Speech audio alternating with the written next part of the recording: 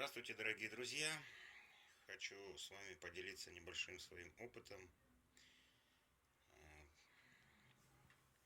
Как-то ни с того ни с сего перестала работать кофемолка. Ну, что я сделал первым делом? Расстроился, конечно. Начал залазить в YouTube, смотреть сайты. Там предлагают разбирать ее, вытаскивать днище, перебирать, вытаскивать вал. Кто-то предлагает зачищать наждачкой вал. Это вот все снимать, днище вытаскивать, добираться до якоря, отщелкивать что-то. В общем, такие слишком крутые меры. Я так подумал, может, можно как-то без разборки ее починить. Все-таки не у всех женщин или хозяек есть мужчина, который бы мог это все сделать. Что же сделал я? Так как мы на кухне молим не только кофе, но и сахар,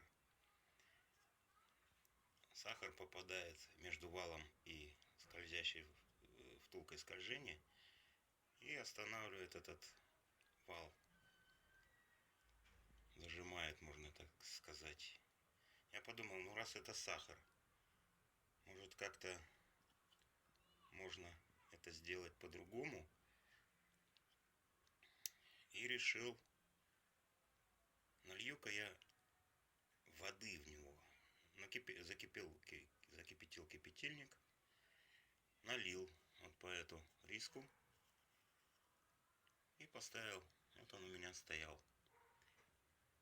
Этот агрегат постоял. Слил воду и начал пытаться крутить нож.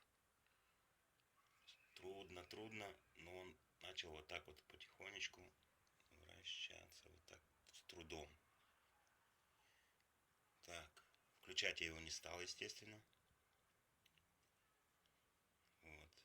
Налил еще кипяточку. Еще постояла. Потом вода уже чуть-чуть остыла, можно было терпимо вместе с водой. Вот так вот по риску, по стаканчику начинать вращать. Вот я его начал по часовой стрелке вращать.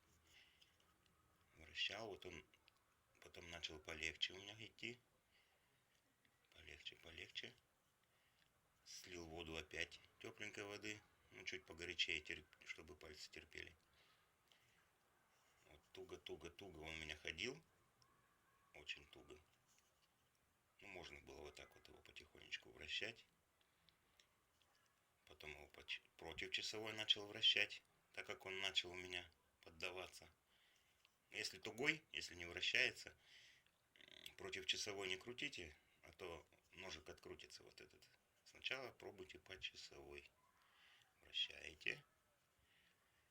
И заметил, что небольшие частички выходили в воду. Вот. Воду сливал, опять новую наливал. Потом резко он у меня раз и начал хорошо вращаться. Естественно, слил воду, включил розетку и все. Кофемолка заработала. Так что имейте в виду, не нужно прибегать и к таким мерам, чтобы разбирать, зачищать наждачкой.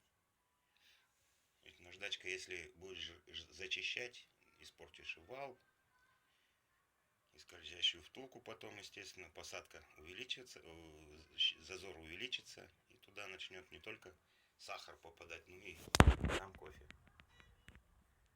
Вот таким образом, без критических мер, я починил кофемолку.